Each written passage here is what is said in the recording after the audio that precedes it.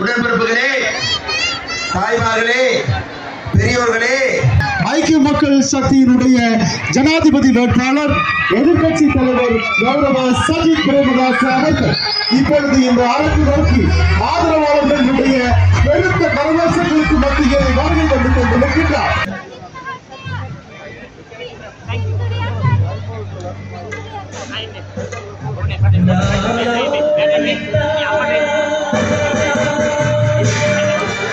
Indian Institutes of Technology, Indian Institutes of Management, एक आलू middle class या खचला दिया ना. நம் கிளிநொச்சி வடமாகாணம் கிழக்கு மாகாணம் உள்ளடங்கலான 9 மாகாணங்களிலும் மிக முக்கியமாக சிறப்பாக யாழ்ப்பாணம் கிளிநொச்சியிலே இளம் சந்ததியினர் அதிகமாக இருக்கின்றார்கள். ஐக்கிய மக்கள் சக்தியினுடைய ஜனாதிபதி வேட்பாளர் எதிர்கட்சி தலைவர் கௌரவ சஜித் பிரேமதாஸ் அவர்கள் இப்பொழுது இந்த அரசு நோக்கி ஆதரவாளர்களுடைய பெருத்த கரவேசங்களுக்கு மத்தியில் வருகை வந்து கொண்டிருக்கின்றார். பாரம்பரிய இசைகள் ஒழிக்க, பாடல்கள் ஒழிக்க, ஆதரவாளர்களுடைய பலத்த கரவேசங்களுக்கு மத்தியில்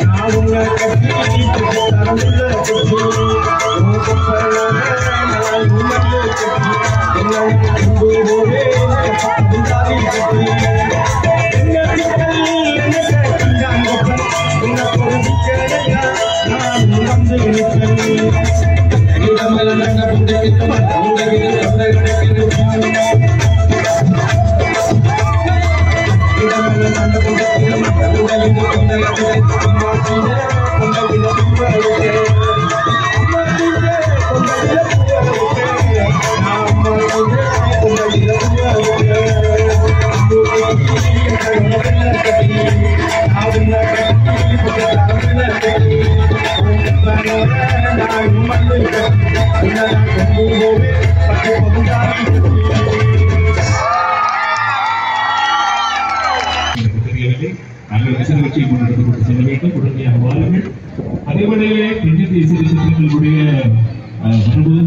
गोटाबे राजपक्ष බලයට ආපු හැටියේ සජිත් ප්‍රේමදාස යාපනයේට කිරිනොච්චිට විතරක් නෙවෙයි මුළු ලංකාවෙම ගෙවල් හදන්නට වෙන් කරපු මුදල් ටික වහාම නතර කරා.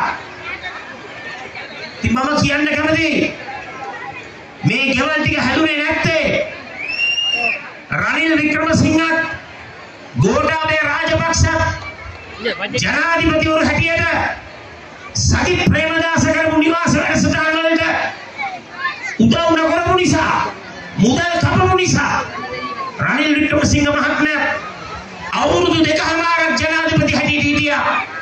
මම හදපු ගෙවල් ටික සම්පූර්ණ කරන්නට මුදල් ලබා දුන්නේ නැහැ. 21 වෙනිදාට අපි ජයග්‍රහණය කරනකොට අනිවාර්යෙන්ම සම්පූර්ණ නොකරපු ගෙවල් ටික සම්පූර්ණ කරන්නට මුදල් ප්‍රතිපාදන ලබා දෙනවා විතරක් නෙවෙයි ඉඩම් නොමැති නිවෙස් නොමැති යාපනයේ දිස්ත්‍රික්කයේ කිරිනොච්චි දිස්ත්‍රික්කයේ උතුරු පළාතේ මුළු රටේම ජනතාවට ගෙවල් අලුතෙන්ම හදන යුගයක් අපි ආරම්භ කරනවා. අසම්පූර්ණ ගෙවල් ටික සම්පූර්ණ කිරීමත් අපි ආරම්භ කරනවා කියන එක මේ අවස්ථාවේ කියන්න කැමතියි.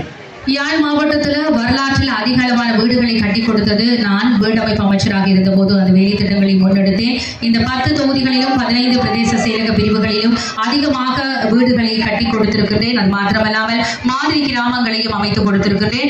ஆனால் கோட்டாவுடைய ஆட்சி காலத்தில் அவருடைய பலம் பெற்றிருந்த காலத்தில் யாழ்ப்பாணம் கிளிநொச்சி மாத்திரமல்லாமல் முழு இலங்கையிலும் இந்த என்னால் ஆரம்பிக்கப்பட்ட வீட்டு திட்டங்கள் நிறுத்தி வைக்கப்பட்டு அதற்கான நிதிகள் நிறுத்தி வைக்கப்பட்டிருந்தன.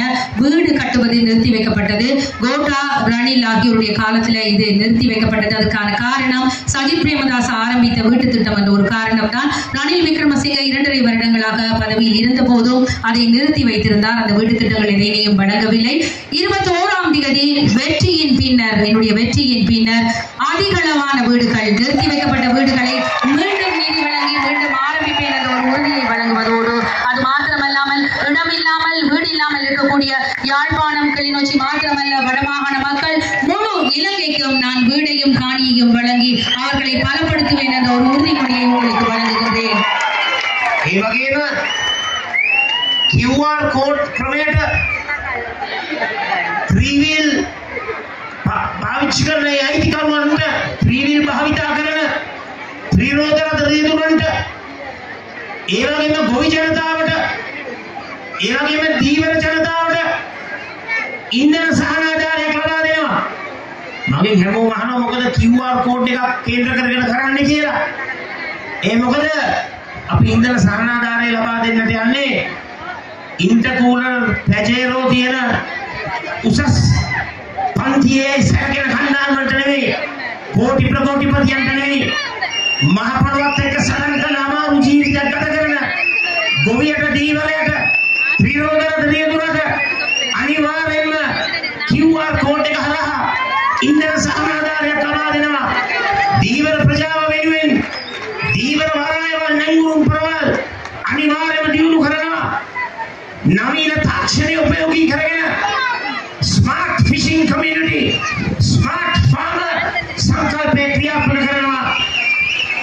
කිලෝ 50 පෝරමිටිය රුපියල් 5000ට දීලා ගොවිතැනක් සස්ත්‍රීක කරනවා කියන එක මම මේ අවස්ථාවේ ප්‍රකාශ කරනවා. உங்களுக்கு ஒன்றை சொல்லிக்கொள்ள விரும்புகின்றேன். QR கோட் முறைமை ஒன்றை அறிமுகப்படுத்த இருக்கின்றேன். இதன் ஊடாக முச்சக்கர வண்டியை பாவிப்பவர்கள் மீனவர்கள் விவசாயிகள் என்பவருக்கு உதவித்தொகை மானியம் வழங்கும் ஒரு திட்டத்தை நான் ஆரம்பிக்க இருக்கின்றேன். சகலரும் கேட்கின்றார்கள் அந்த QR கோட் முறைமை என்றால் என்ன என்று ஒன்றை ஞாபகப்படுத்திக் கொள்ளுங்கள். இன்டர்கூலர் பசிரோ போன்ற வாகனங்களில் பயணிக்கும் பணக்காரர்களுக்கு மாத்திரமான அந்த உதவித்தொகை அல்ல. மீனவர் சமுதாயம் விவசாயிகள் முச்சக்கர வண்டியை செலுத்தக்கூடியவர்களுக்கான ஒரு நிச்சயமான ஒரு அபிவிருத்தியாக இந்த QR கோட் சிஸ்டம் அமைய இருக்கின்றது. புதிய தொழில்நுட்பத்தின் ஊடாக ஸ்மார்ட்டான விவசாயம் ஸ்மார்ட்டான மீன்பிடி கைத்தொழில் மற்றும் அது மாத்திரமல்லாமல் விவசாயிகளுக்கு 5000 ரூபாவிலே உரம் வழங்குவேன் என்ற ஒரு உத்தரவாதத்தையும் உங்களுக்கு இந்த மேடையிலே கொள்கின்றேன். යාපනයේ දිස්ත්‍රික්කයේ රජයේ පාසල් 447ක් තිබෙනවා. ඒ හැම රජයේ පාසලක්ම ස්මාර්ට් ස්කූල් එකක්, ස්මාර්ට් පාසලක් බවට පත් කරනවා.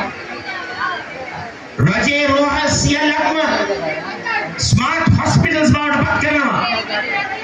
නිදහස් අධ්‍යාපනය, නිදහස් සෞඛ්‍ය, free education, free health අපි අනිවාර්යෙන්ම ශක්තිමත් කරනවා.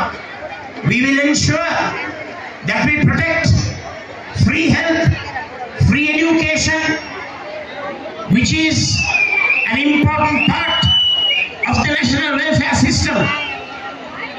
මම මේ අවස්ථාවේ කියන්න කැමති ඉතාමත් පැහැදිලිව මේ දිස්ත්‍රික්කයේ තිබෙන හැම පාසලක්ම information technology, computer science, smart education, high technology, English linguistic skills and other foreign languages.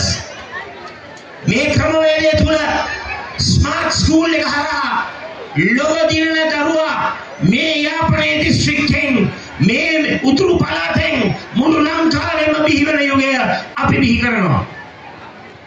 யாழ்ப்பாணத்தில் அரசு பாடசாலைகள் 448 இருக்கின்றன. இந்த 448 பாடசாலைகளையும் ஸ்மார்ட் பாடசாலைகளாக மாற்றுவேன் என்ற ஒரு உறுதிமொழியை நான் இன்று இங்கு தருகின்றேன். அது மாத்திரமல்லாமல் யாழ்ப்பாணத்தில் இருக்கக்கூடிய அரசு வைத்தியசாலைகளை ஸ்மார்ட் வைத்தியசாலைகளாக மாற்றும் திட்டம் உருவாக்கப்பட இருக்கின்றது. இதன் ஊடாக இலவச கல்வி, இலவச மருத்துவம் ஆகிய துறைகளை வலுவூட்டுவோம் என்ற ஒரு உறுதிமொழியை நாங்கள் உங்களுக்கு வழங்குகின்றோம். இந்த இலவச கல்வி, இலவச மருத்துவம் என்பன தேசிய நலனோன்பு திட்டத்திலே மிக முக்கியமான ஒரு விடயங்களாக இருக்கின்றன. தகவல் தொழில்நுட்பம், கணினி விஞ்ஞானம் மற்றும் ஸ்மார்ட் கல்வி, ஆங்கிலம் உள்ளடங்கலான வெளிநாட்டு மொழிகளை கற்பதற்கான வாய்ப்புகள், அது மாத்திரமல்லாமல் அவற்றின் ஊடாக ஸ்மார்ட்டான கல்வி திட்டங்களை உருவாக்கி யாழ்ப்பாணம் வடமாகாணம் உள்ளடங்கலாக இலங்கையை ஒரு ஸ்மார்ட்டான நாடாக கொண்டு வருவதற்கான அத்தனை முயற்சிகளையும் நான் எடுப்பேன்.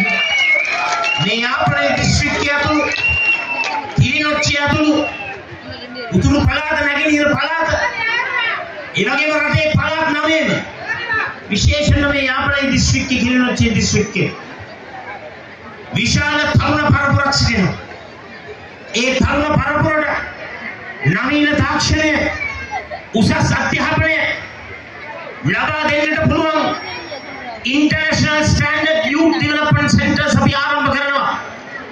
AG ඩිවිෂන් 15ම ඒ තුලින් artificial technology, high technology, new technology, information technology, computer science, linguistic skills මෙන්න මේ ශේෂ්ඨ කේන්ද්‍ර කරගෙන තාරුණ්‍ය අපි දැනුමෙන් empower කරනවා.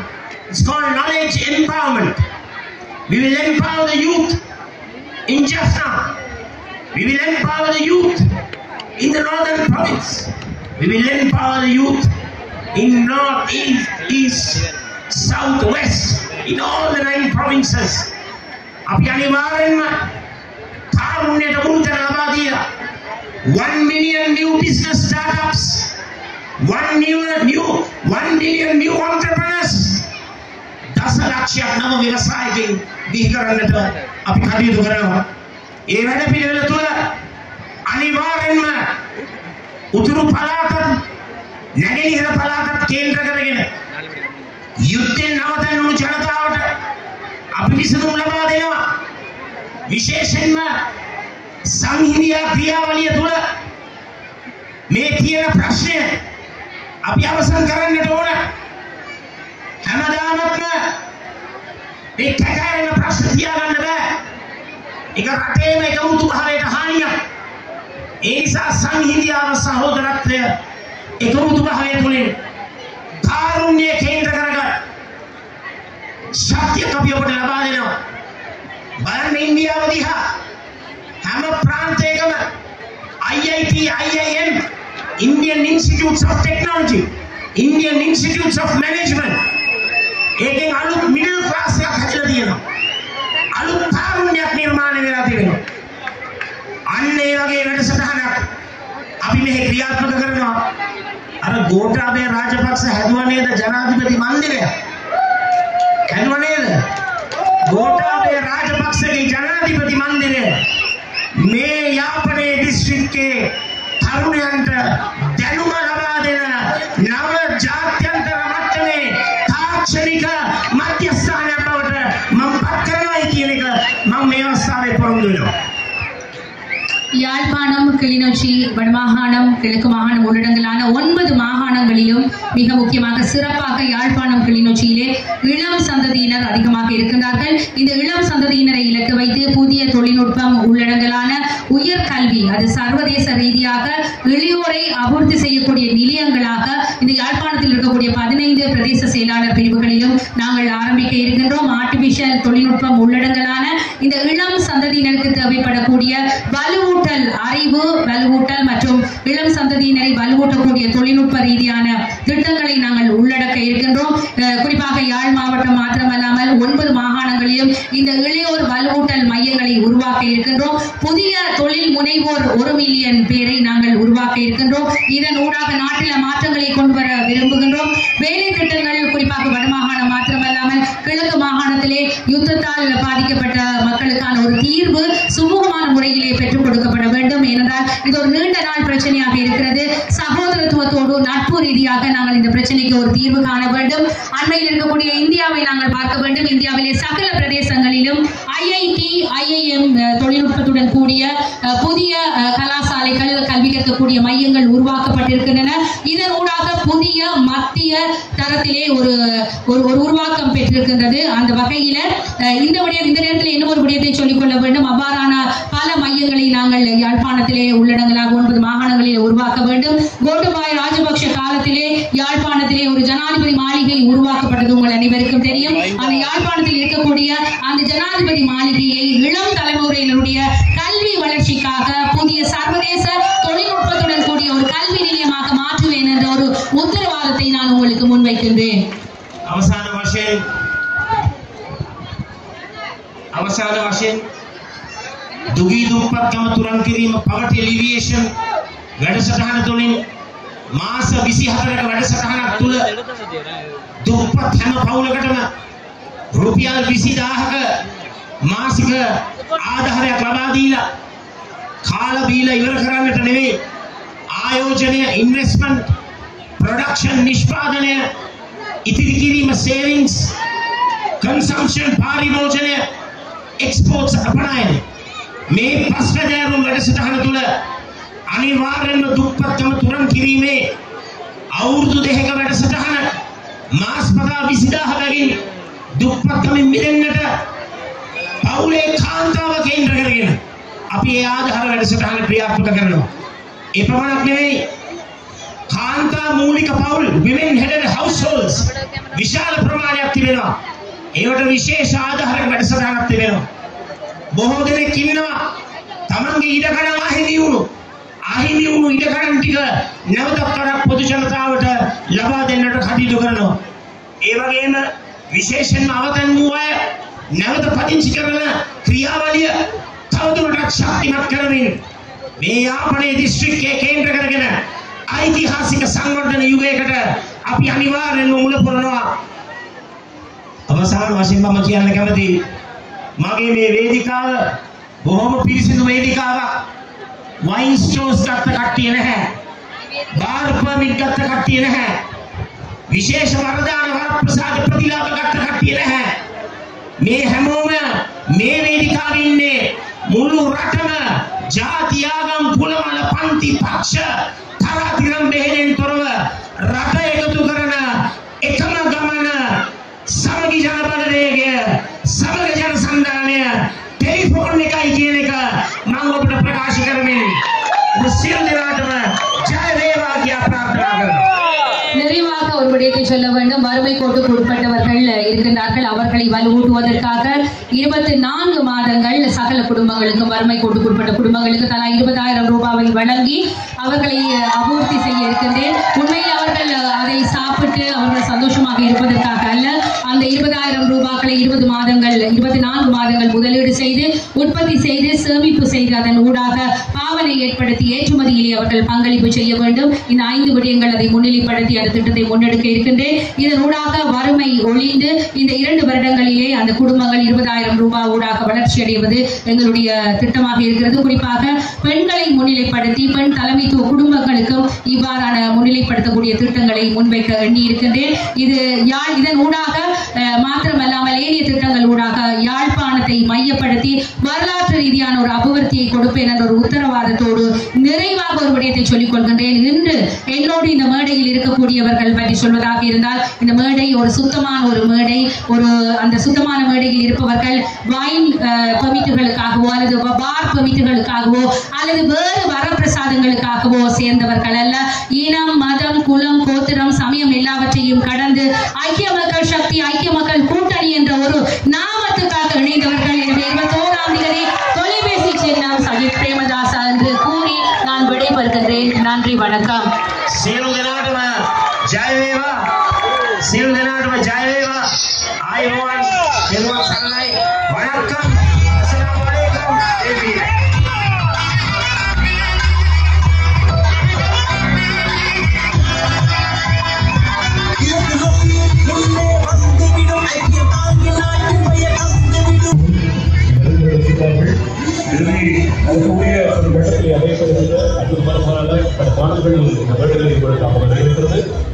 அந்த பாடல்களையும் இசை நிகழ்ச்சியுடைய இறுதி பகுதி வரைக்கும் நீங்கள் எடுத்துக்கொண்டிருக்குமாறு உங்களை பணிமனையோடு நாங்கள் சொல்லிக் கொண்டிருக்கிறோம்.